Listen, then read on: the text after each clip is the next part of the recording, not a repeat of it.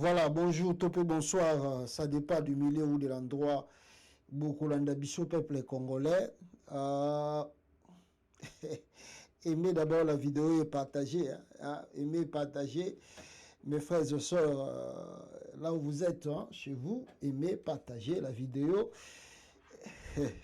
Alors, vous ça la biso signe parce que tu as que ça la remarque après. Tout ça les remarques après. Micro na biso ezalaki na semingi. Micro, bon, c'était bien, peut-être Bayokaki, mais on a fait le constat que Micro ezalaki un peu nassé. Alors, Bino Boza, Balangia Congo, États-Unis, TV, Boza et Belé en direct, Bozo Landabiso, ceux qui, Bozo Yoka bien, ou bien Micro ezanassé, Boy Bisabiso, Tomatisa, volume, ce pour Tolingite, l'obi en tout cas, Ngamoro Nayokaki, l'émission, na Monique son, et Bimaki un peu nassé, je n'ai pas compris le pourquoi. Peut-être qu'on bougeait la technologie, tout ça, dans la studio, et en qui tsaki volume. Alors maintenant, ceux qui ont besoin vraiment très bien là-bas, bossa la biso pe signe, beaucoup mais la biso rapidement, dengue tout ça, la bino émission, il y a l'élo. Émission l'élo, ça kafu kafu, ils a kafu kafu parce que ma kambeza ko ya moto za ko pela. Oh balobaka. Bozo milimo mabe bo lié yango bo bwa kango na les arides. Toujours quand on a milimo tout ya fachi béton. Toujours boire quand on a les arides. Voilà. Alors, nazogo miyo kawa na habité ceux qui ont appelé bozo kanga très bien. Peuple congolais, ceux qui sont les anacés, bossa la biso signe. En tout cas, tokobongi salisu sous volume, tokobaki salisu sous po ezala mamakasi po tolingite boyo kabiso na se makasi. Voilà. Je crois que tout va bien. Donc, on a lobby, bokanga milimo mabe, bo boaka yango na lieux arides. Bisika, ba chrétien à Congo basalaka. Donc, mikolo yo, tozali, ko boaka milimo, naza kotala wa, soki bo salinga sin, ndeko masoko limboma, alobi kitoko. Good day, Pastor. Wana Jean-Claude Adive. Guy Florent là-bas. Alors, bonsoir. Alors, son. Alors, nani batumtu bapesi bambote awa, bambote na bino bisika bozali. Naza koze la réaction na bino na qualité à son, ceux qui sont boza koyoka biso kitoko, bosa la biso signe bisika bozali. Bande konangai. Donc, je disais, tokozami limonio surtout. Ezala ya chilombo, ezala ya famille na ye, ezala ya nécromatie, bango basalaka.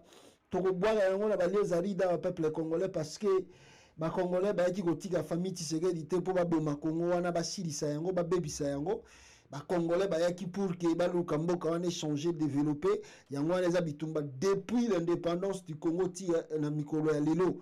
Donc Chilombo milimo le tokobwaka yango là le bishop des États-Unis totangela kabino mo lettre moko seri moko legaki mais il y a une forte pression à la Maison Blanche.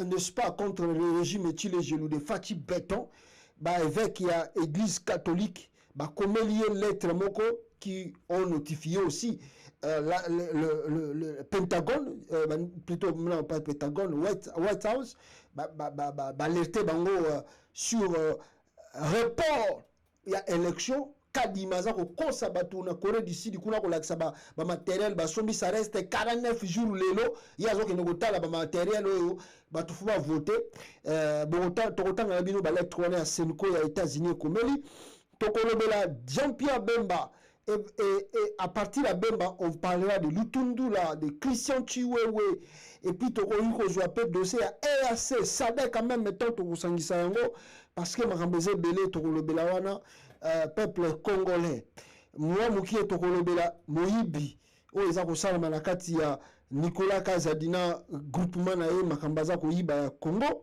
On parlera aussi élection kadima confirmé que kosalama mais il y a probabilité que l'élection est ratée, on parlera de ça. Et puis n'est-ce pas tokolobela tokovanda mingi na plainte oyo bauti ko déposer parce que les noms ont été cités na Bruxelles kuna oyo batangi ba kombo ya koloba ke banani oyo bazali ba auteur son kitoko. Merci beaucoup Paulin Kassongo nani ce soir bref Timba son eza bien jusque là. Voilà, merci beaucoup Voilà, merci beaucoup. Son kitoko son eza malamu na réaction na bino. Donc la plainte va déposer na Bruxelles là contre Antoine Tshilombo et sa famille et sa bande oyo bazako boma batu oyo ba surtout za ba démocrate. Bino ba démocrate, mais bien la démocratie wapi. Voilà. Alors, rapidement ici, peuple congolais, pour notre côté Mozindo, nalingi to banda parce que na bino émission les a chaud, ezali makasi trop. Bande konangai nalingi to banda na eloko moko awa, eloko ngo eza nini, ezali peuple congolais, accusation ya EAC contre le régime Félix Tshisekedi. Batu ya EAC ba uti ko funda bango et ba fundi bango pourquoi? Boyoka EAC naza kufunda le régime Tshile Gelou et naza kozongela bino et tout ça là na bino développement rapidement ici. Suivez l'EAC. You are not doing what brought you here. Their roles. Because I have seen a host nation where it has told a delegation that your mission should leave because you are not doing what brought you here. What brought you here is to engage the negative forces. But when you look at the mandate is not saying that.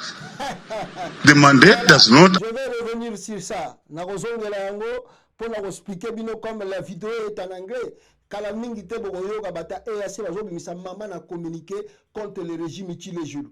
Kala mingi te bokoyoka yango. Alors, maintenant kokende rapidement na dossier eza makasi parce que émission les a chaud et peuple congolais les accusations oyo ba bishop ya États-Unis d'Amérique ba utu ko funda Félix Tshisekedi na ba komeli lettre en même temps ba fundi epé na Maison Blanche le deux lettres oyo boza komona wana yango wana peuple congolais.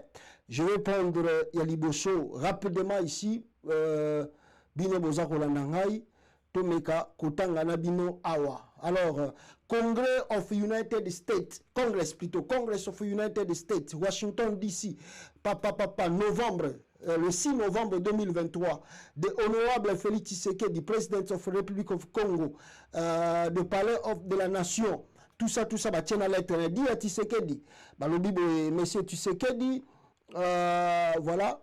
As the Democratic Republic of Congo general election approach in December 2023, tel que Makamboto Ezali prévu en décembre 2023, il faut que l'élection générale est ça à Congo.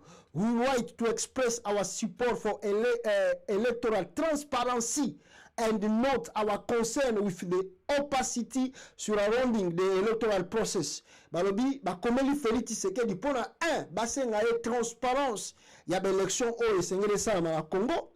Et puis, bazali ko exprimer, moi, regret, moi, inquiétude na bango, na ba opacité, donc c'est-à-dire na ba biloko o ezali koleka durant le processus électoral, including the National Independent Electoral Commission, donc la commission électorale indépendante, donc CENI, vote registration process and the budget, et puis les enregistrations d'enge ya bato ezali ko salama, inquiétude des alliés, budget ou esengela qui est ça mapona kadima asali sélection yango wana baza ko lobela yango eza ko causer problème.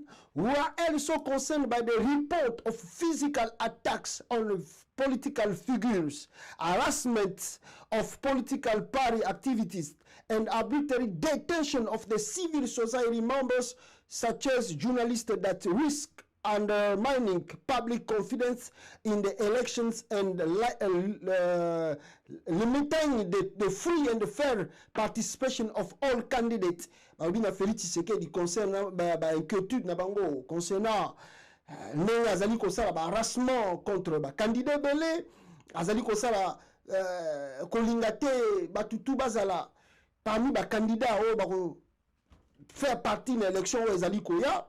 En même temps, quelqu'un n'a pas bezali kokanga yaba politicien yaba homme figure n'est-ce pas Salomon liwa Chéribin Okende tozali komona et puis aussi les journalistes sont menacés, le parti politique qui bangi basa la marche, on voit ce qui se passe, la liberté n'est pas vraiment donnée. Alors bango baza ko s'inquiéter que non élection wana ezala vraiment transparente. We urge your government and the CENI to take all necessary measures to ensure free, fair and transparent democracy election this December. Bakomeli Félix Tshisekedi ke non, toza ko yebisa yo. Et puis to konsenga yo lisusu ke non, o yebisa na CENI na yo à garantir élection kozala libre, équitable, transparent et que tous les candidats bakoki ko participer na mois de décembre oyo. Ça veut dire que ce qui bolandi et comme les bateaux, vous allez rendre compte, peuple congolais, que na ekomeli na bango ba notifier même CENI que non CENI et sengeli na ye abimisa comment on appelle ça, vote non ndenge comment ça s'appelle ça, comment on a publié qui a Joseph ya Félix Akomara président tout le baza ko senga na bango les élections ceux qui va publier résultat. La CENI doit le faire bureau par bureau, centre par centre. Et puis, il faut que nous résultat primaire et bima, avant élection, plutôt confirmation, il y a résultat définitif.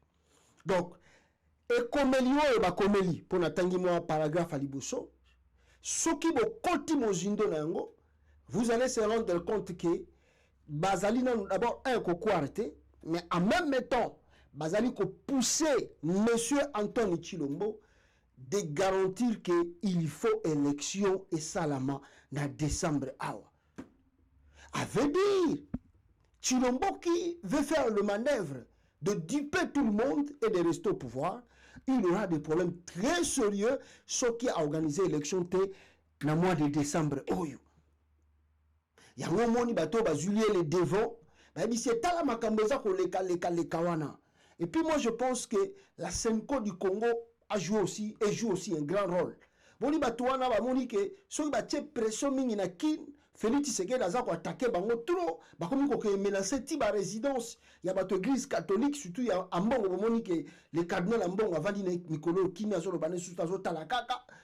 Parce que sur un métier koloba ba kokende ba bataille de pes ba finga ye ba finga famille na ye ba kende ko buka ndaku na ye alors ambongo avandi na ye.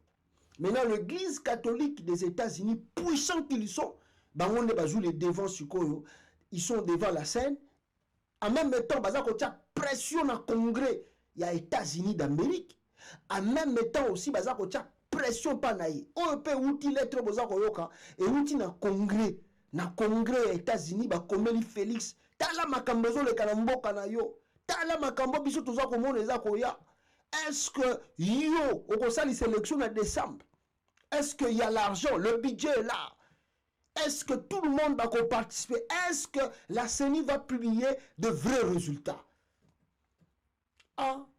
bongo sikoyo baone baza ko koma boye Antoine Tshilombo na Denis Kadima bosala bo publier ba résultat mais oui batoyo na momoni déjà nini wana batoyo ba sali lettre wana soki na lobina zula bino pona boyeba qui sont-ils batoyo ba komi lettre wana tie koma et pas Félix Tshisekedi ba koma kiango le 6 novembre le toza le 8 awa ils sont qui Moutalibosa Zali Christopher Aikoun chairman donc et puis Azali sénateur appropriation subordinated state foreign operation and related program mutas ala sénateur ou alandela kamakambo ya makambo affaires étrangères après tozali mutami balé comme on a dit Michael Tan M. Skoll chairman USA House of Representatives ou Azali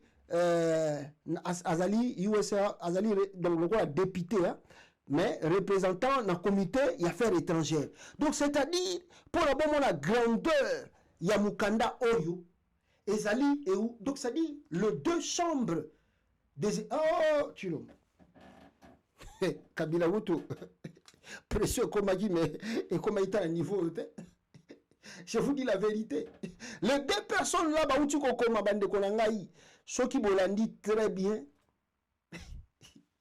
le Sénat a commis. À part le Sénat qui a commis, il y a aussi l'Assemblée nationale Nabango a commis. Le deux représentants, il y a affaires étrangères. et à Sénat et à Assemblée nationale basangani le bakomi document oyo batindeli Félix oyo ezani mise en garde te papa Keba Kabila bayebisaka eke ba militaire baza na Gabon bongo yo Félix yo kasi ba otike yo le 2023 ah tela bande ko ngai zela bozela nan na ko yebisa bino une chose ba américain na loba la bino déjà mo makambo na yebisa bino déjà mo makambo yo kala ba américain ba vanda déjà ils ont mis la confiance à Félix au début. Je vous dis la vérité, si ce n'était pas l'Amérique, Chilombo ne pouvait pas être président. Parce que l'Union européenne a été influencée par la France. Quand la France parle, l'Union européenne écoute. La France avait déjà boudé l'élection de Chilombo. C'était déjà fini en Europe. Les Nations Unies aussi n'ont pas le choix. Bango bazo zelaka ka ba grande puissance ba lo ba po bango ba exécuter. L'Afrique aussi, à travers Kagame, baboudé peut même élection et Félix Tshisekedi. Seule l'Amérique qui a sauvé Félix pour comme président. Seul les États-Unis d'Amérique. Comme c'est pour la première fois, l'alternance, on sait qu'il n'a pas gagné. Surtout que Batali moi référence à Papa Naye, à Kolinanda, Papa Naye, Papa Naye, grand politicien. Peut-être. Grande déception. L'Américain Batala Félix après une année dessus complètement. C'est pas la peine. Nous allons perdre le temps inutile pour rien. Bois qui s'aime la mort. Abotika si sa mandat na Malembe 2023 ça l'élection. Ou bien boya ko ça l'élection. Papa Kabila babi ça na CNN que ba Marines bazana Gabon te. O Kimba encore yozo lingwa mbelaze sous région wana. Encore aux Olingos embrasés sous région, guerre les Olingos si ma payer belé. Yo zela. Na batuno bazoganga béton. Au moins la marine américaine qu'on a na kini. Bon tokota la chiwo ebisia ko bunda bitumba. Voilà. Voilà ça qui premier point. La ligne na bisabino. Deuxième point rapidement ici bande konangai. Na baki na bino likambu ya Jean-Pierre Bemba. Bemba, Lutundula, chiwo et tout ça. Na lingi avant na kota na point wana ya batuana na lingi d'abord botala image oyo ya Jean-Pierre Bemba ya Lutundula premièrement batindeli nga document oyo pa ya bato bazana Angola batangola la bilanga pasta regardez comment la presse angolaise baza ko traiter Félix et puis Lutundula ministre affaires étrangères nae bakundi on a portugais na sali tout na sali interprétation kaka talaraka ba recherche na sali interprétation mais ba qualifier Lutundula nul na bisaka bino ngwa nganzambe akongole bandima batina na pasi so ngaka akongole na zoloba bazo boudé Joël wane ki ngana tala na bisa bino na sala observation na tala Lutundula na bia ba vio baza ba lukuta baza ba escroc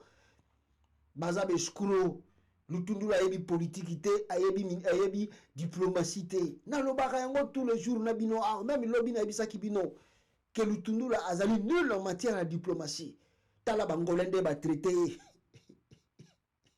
bangolais ba traité que Lutundula azoko maono azali dessus pour na ba diplomate. Je vais revenir pourquoi il est dessus pour les diplomates mais azali dessus complètement. Alors la presse angolaise va qualifier d'un débutant, un nul en matière de la diplomatie internationale qui ne sait pas qu'est-ce qu'il fait, qu'est-ce qu'il dit et là où il peut être. Mais en même temps, on va acquiser Lutundula. On va appeler Félix, que non, Mouto peut nommer qui est. Azaka lokola ye parce que Mouto a yebi que na place où funa tia Mouto azali qualifié azana ba compétence wana akoyi ko longola akoyi ko tika Lutundula ta vanda wana plus de 3 ans. Mais si ba longola ki mais lokola zo linga ko longola était de bakokani en acquisant Lutundula un nul et qui ne vaut rien en matière de diplomatie et azali ko acquiser ba père na pour rien en même temps baza ça que Félix aussi est nul et il ne peut rien. Voilà Moutali Bosso. Yami Balé, bande kolangai. C'est qui? C'est Jean-Pierre Bemba Gombo. Ah Bemba. Ah Bemba. Oh, Bemba les sauveurs. Bemba les sauveurs. Bemba za les sauveurs. Ye muta vanaki na ye na MLC na ye kuna ayibi biloko ba minéraux. C'est un grand voleur. Jean-Pierre Bemba. Muibi. Ayiba biloko na côté à est ya Congo tanga zo sala rébellion na ye wana na Museveni. Ayibi. Allez, ake même tina Centrafrique ko yiba. Oh, na ke osunga patase. Ndo anda kenda ipo ayiba ba minéraux na côté kuna. Na sina betere bino lisolo puna nini nani comment ça s'appelle Olivier Kamitatu akenda ko témoigner na CPI contre Bemba.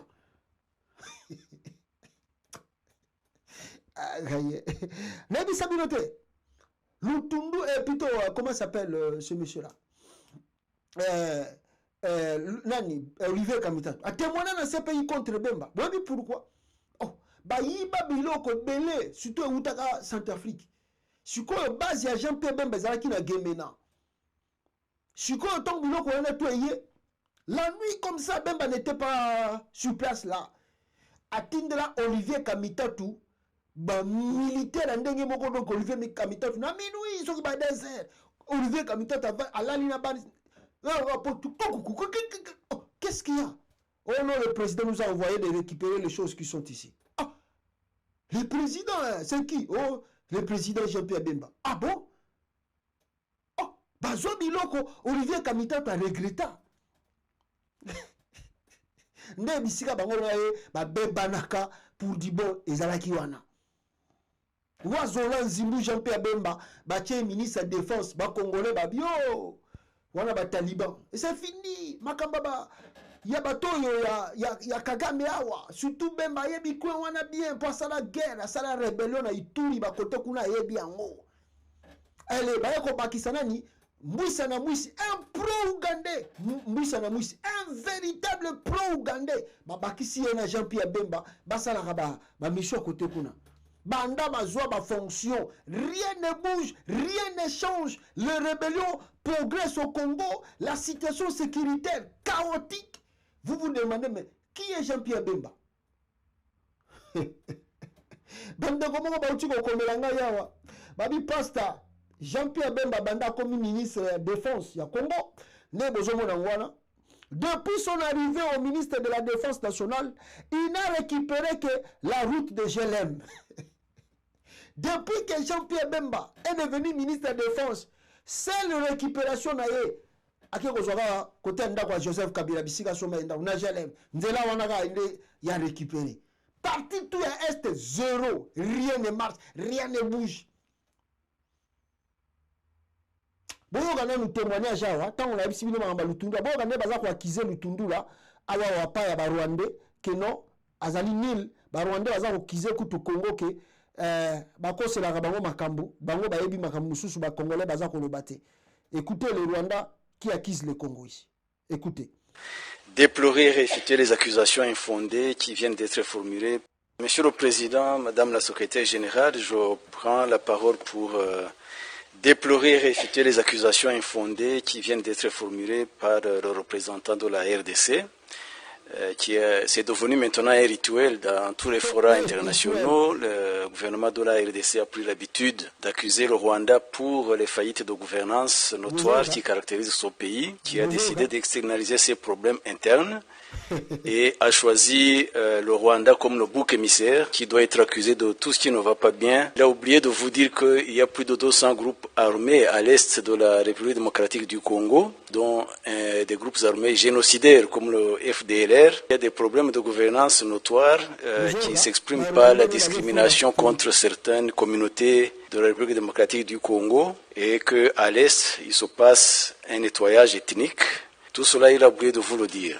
Il a mentionné les problèmes de déplacés internes. Il a oublié de vous dire que le Rwanda abrite plus de 90 000 réfugiés congolais et que l'Ouganda en compte probablement un plus grand nombre. Il a oublié de vous dire que les forces armées de la République démocratique du Congo se sont associées avec les groupes armés génocidaires et les milices diverses, avec les mercenaires européens pour mener la guerre contre une partie de la population congolaise. Avant même la résurgence de ce groupe armé, le M23, le gouvernement de la République démocratique du Congo avait décrété un état de siège dans la province du Nord Kivu et d'Orituri. Ça, c'était en mai 2021. Ça veut dire que ces problèmes existaient bel et bien avant la résurgence du groupe armé qu'il a cité.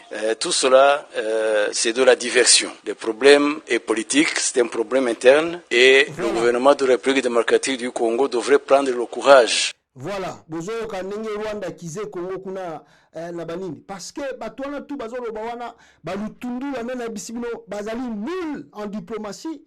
Oyo ko Jean-Pierre Bemba que les gens pensaient que akoye ko za mutu moko akoye ko résoudre peu ba problème en Congo. Jean-Pierre Bemba aussi pareil nul encore en diplomatie plutôt na ministère de la défense donc ba yeko bomba penda donc ba bomi sécurité mobimba ya Congo.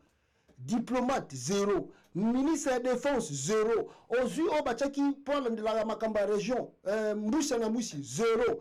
Oyeko Bakisana Moutoumoussou, Koutou Jean-Pierre Bemba. Avant de sauter Makambo. Toza Kolola Makamba Estawa, la guerre, les Rwandais veulent récupérer Goma. Oh, Jean-Pierre Bemba, n'a eu connu ce qu'il a récupéré Karandela à Genève. Mais vous savez que Jean-Pierre Bemba fêtait anniversaire na bureau naïe. Là, batbaza kokufa kuna na Congo. La guerre eza makasi kuna. Bemba aye ko fêter anniversaire na ye, batba yembeli banzembo. Oh Bemba, yo l'équipe bango. Oh joyeux anniversaire. Président Bemba, joyeux anniversaire. Joyeux anniversaire. Mutoza ko sada rien bino ba congolais bozo yembele joyeux anniversaire. Na mboko yo batbaza kokufa. Oh ba guerre eza grave kuna.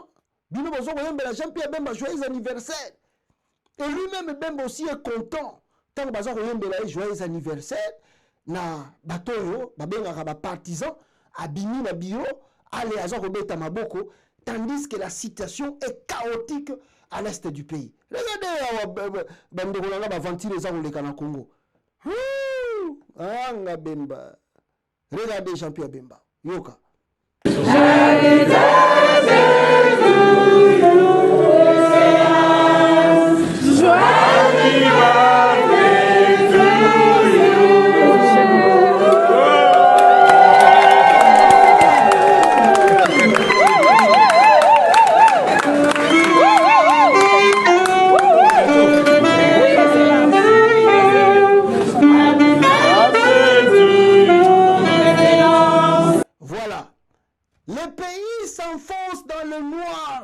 Bemba kuna na ministère de la défense bazui fanfariste aye kobete la ye joyeux anniversaire ba yembela kaye. Vous voyez la distraction qui est au Congo. Et de s'ajouter à cela, Moutoumoussou wana oyo Moussou pas ali très dangereux, c'est Christian Chiwewe. Christian Chiwewe, peuple congolais, je vais revenir sur ça. Christian Chiwewe Lissoussou. Grand danger pour l'avenir ya mboka. Na moni vidéo moko awa, je sais pas ce qui n'a la vidéo wana. Il y a Christian Chiwewe oyo akei ko mobiliser ba militaire na partie est ya Congo pour la koyebisa yango ke bazala prêt baza ko banda bitumba bango bazo banda bitumba kalaté contre les ennemis du Congo. Je crois que possible bolandi pe vidéo yango oyo eza ko circuler partout. Que balingi ba banda bitumba ake ko mobiliser ba troupe côté à partir à est et à Congo. Avant de dire ce que je peux dire ici, bande konanga o bokoki ko retenir ezali que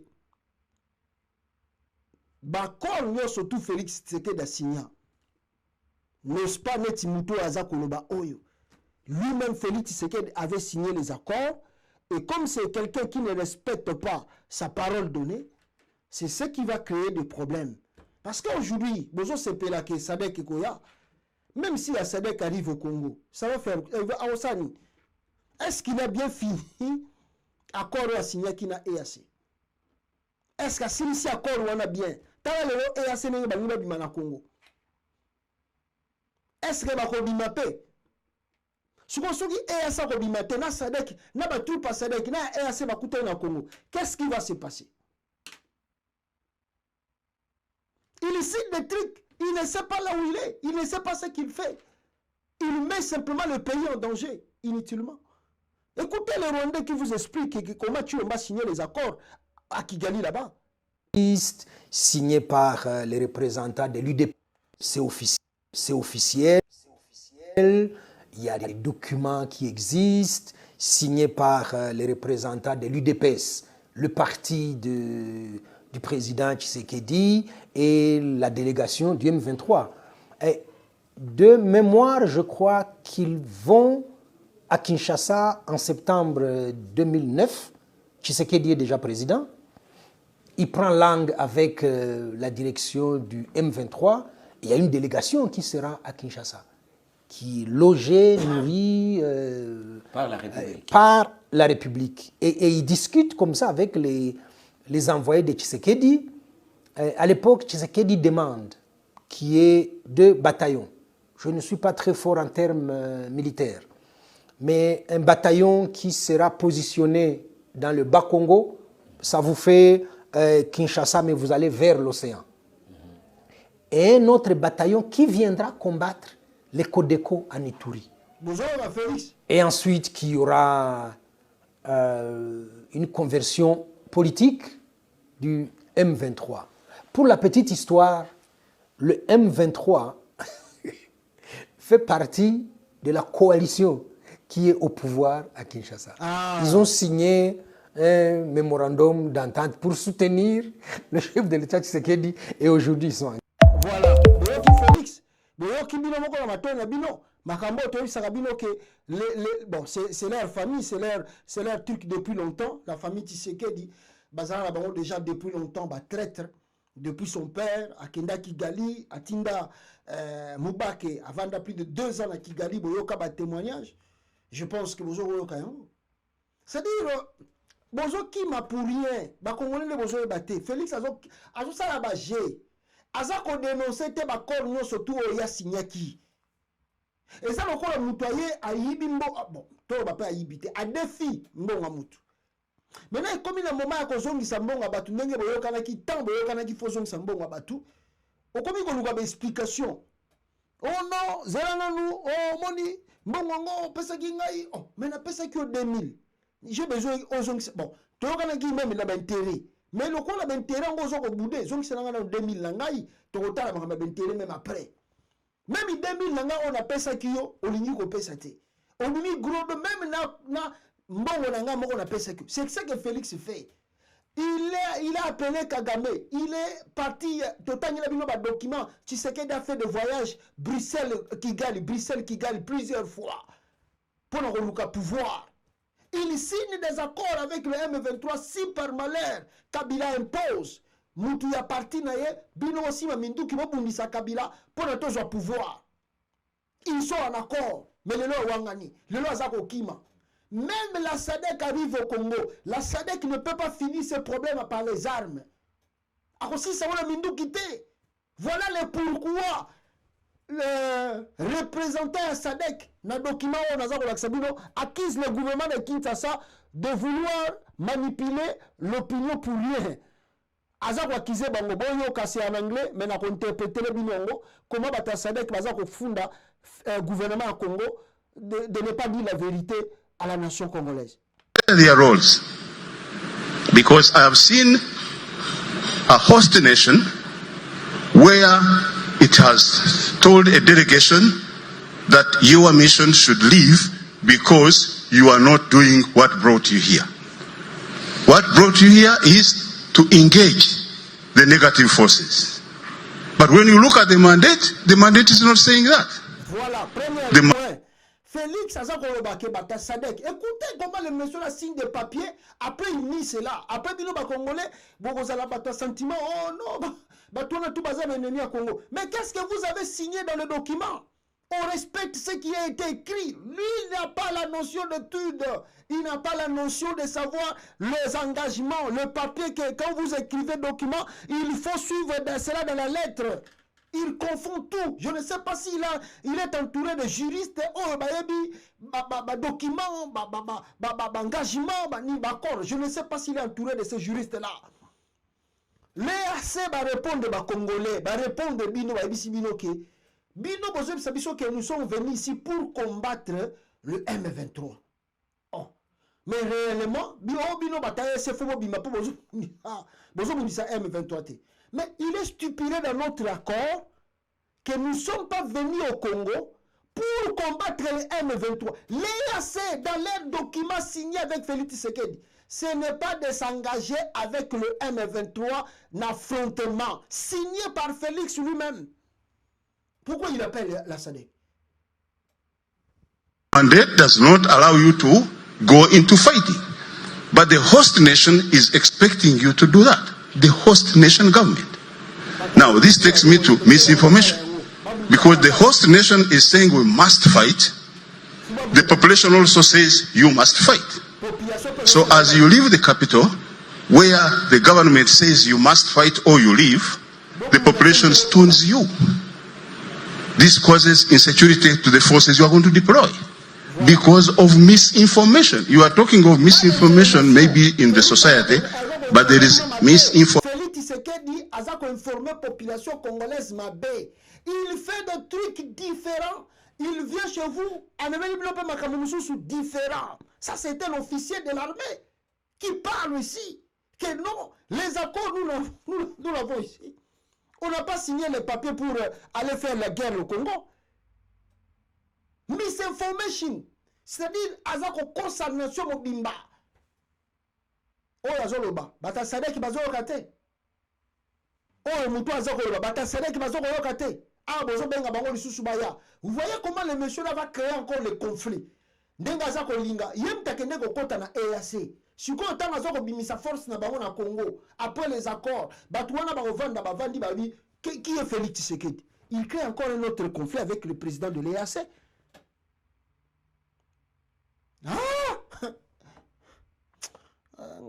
Information of the leadership. The host nation has a role to tell its people that the mandate of this mission does not allow them to fight. If they Félix Foyer ba Congolais vérité que la mission de l'EAC au Congo n'était pas pour combattre. Don't inform the people, then the people turn into a hostile society against the peacekeepers. We have seen this. Some of the missions that are closing, it's not after satisfactory performance. It is because the host governments say we are not doing what they want us to do. Voilà. Instead of informing the population that we are doing what we are supposed to do only. So this. Voilà. Bango balobi bayaki ko sala kaka musala oyo ezalaki permis pour la bango basala. Ils sont pas venus là-bas pour combattre. Donc nous surtout bonda ko yoka wana oyo bata EAC baza ko aider Congo teza lukuta eza manipulation ya Félix Tshisekedi. Même si la SADC arrive au Congo, ce problème ne sera jamais résolu. Pourquoi? Parce que Félix a fait ses accords, il a signé les accords, et même l'accord au Congo, vous allez découvrir après, il y a une manipulation qui s'est passée dans Katiwana. Mais la personne que moi je déplore, Ezali Bisomoro Congolais, on ne veut pas former notre armée.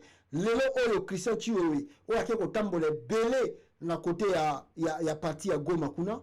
Azosa na epelo ko mokote batu ba ko tindela nga information na ye moko balobi na nga ke Chiwewe est le seul général chef d'état-major. Chiwewe Christian est le seul plutôt chef d'état-major na kati armée avec 4 étoiles au monde.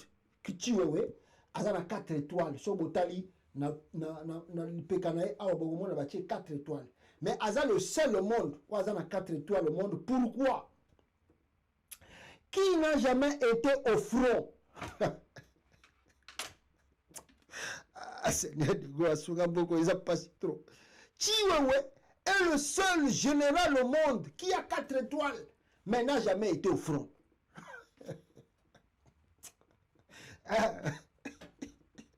Vous attendez les miracles? Yo sala karatété. Disons la vérité. Au sala karatété. Bobake Tchona, championnat ya karaté. Tu vois les dégâts, même ba juge wana ba robo ya combat wana. Au sala boxe té, ataku tu ndeko na biso Camerounais wana outi ko bundana anglais. Abande ko sala sport neti kaka boxe mais différent, mais pour ça la boxe abundana type wana aye kozwa Mike Tyson entraîné je ne sais pas combien de mois pour que azwa forme ayeba sport oyo soko zo bunda bunda ngona ba règle boy na boy. D'abord il était combattant mais ba former li sous pour bunda bitumba boxe. Mais comment bon kozwa mutu oyo abunda na fronté botieye général 4 étoiles mais azali na fronté abunda na bitumba mokote. Vous attendez les résultats. Tala Chilombo, Tala Félix Makabazo na Congo. Kasi ngoma one ko kuya. Chiwe va faire quoi mak? Oh toi ke ko sala on ezaka poto che makelele belé awa. To tunie chiwe toi tu es où? Ya ngone momohiye akimi mbangu na Goma. Oh non, je suis là. Na ye poto bunda. Aye ko bunda no kote. Yom to sala ta from ko to bunda bitumani ni ko bunda hona. Même Willy Ngoma aleki chiwe na expérience militaire. Willy Ngoma ya M23 aleki Christian chiwe na expérience ya terrain. Il y a l'équipe qui a une grade, pas à 4 étoiles. Mais dans le front, Willy Ngoma l'équipe. Et plus, une étoile de plus à chaque fois que son pays perd un territoire. 4 étoiles, il y a qui perd, gagne. Donc, chaque fois, le territoire, Félix Tshisekedi a accéder sous une étoile. Donc, avant Félix a 6 mandats, si tu as 10 étoiles, pour y aller, tu as payé mes étoiles, tu as payé les pourquoi tu as payé. Tu as payé Mawatro, peuple congolais, Mawatro, na côté wana. Rapidement ici, avant d'entamer pour Makassou, Nina Lebela, les deux voleurs ici que vous voyez, il y a Liboso Ezali, comment s'appelle, Didier Boudimbo et Nicolas Kazadi. Comment on nous explique? L'un est le vrai premier ministre. Moutoumou Kazali, premier ministre à Solo. Qui est le vrai premier ministre? C'est Didier Boudimbo. Et puis, il est aussi le contrebandier en chef au boss. Didier Boudimbo aussi, grand contrebandier, mafia tout. Félix Tshisekedi a commis bambon la libanda ya Congo, même il y a Denis Nyakeru, Mouta s'occupe Kanango, c'est Didier Boudimbo. L'autre est un escroc qualifié. Monsieur Souana Azali, escroc qualifié. Donc non, Nicolas Kazadinde Moutazali, expert et contrebande. Il y a Félix Tshisekedi, c'est lui le vrai premier ministre. Et ça, Samaloukonde, c'est une étiquette qu'on utilise. Deuxièmement, le véritable escroc, c'est qui? C'est Didier Boudimbo maintenant. Sur les garçons de course de l'épouse du chef, il y a des garçons de course, il y a Denis Nyakeru, Didier Boudimbo. Il est aussi celui qui supervise la fabrique de sociétés écran avec Maurice aux Seychelles et ailleurs. Il y a Pelissou soit allé chargé, il y a créé ma compagnie à Denis Nyakeru, na Libanda na Félix Tshisekedi, netina Maurice, netina Seychelles, même en Afrique du Sud, même en Bruxelles, ma compagnie à Lukuta à Félix Tshisekedi, Moutaza chargé à Kosala Kango, c'est Didier Boudimbo. Voilà la réalité de ces gens-là, au bazana kata pouvoir, ya Congo, bande korangai. En tant que bango bazako yiba, bazako sepela, OGFREM, il y a RDC, scandale, il y a grave, na OGFREM. Le caisse de l'OGFREM se vide à cause du détournement à grande échelle. L'IGF veut stopper l'hémorragie, elle a le banque commerciale pour que les sorties de fonds ne soient uniquement que pour la rubrique, les salaires, soins médicaux, tout. OGFREM, la famille Tshisekedi, à tout moment, ils ont un poste en bon. Ils ont un bango. Bon, Gilles Alingeti a été bloqué. Mais bateau bino boyaki ko sala ni na mutu amboka. Ils a participé mawa. Ils a participé mawa bande konangai. Et à s'ajouter à cela, aventure, mboka na bino za ko traverser crise. Koto ba bino ke balingi ba botola Goma kuna. Bozo mona bien la photo wana la garde présidentielle. Qu'est-ce que la garde présidentielle est partie faire là-bas? Na Matonge. Balobi ke Félix est parti inaugurer statut ya Papa Wemba aujourd'hui.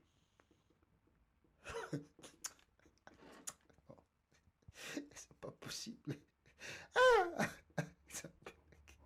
Babinanga que Félix akei ko inauguré statue wana ya Papa Wemba lelo na Congo kuna. Donc, c'est-à-dire, les gens ici n'ont rien à faire. Ce qui se passe qui est réel dans leur pays, ils sont comme bazar, batumoko bazar ceux qui déconnectés dans le monde, je ne sais pas. À qui inauguré na statue à Papa Wemba. Ane peut bagarre des républicaines, batupaye peut bêti ba musique, tout ça.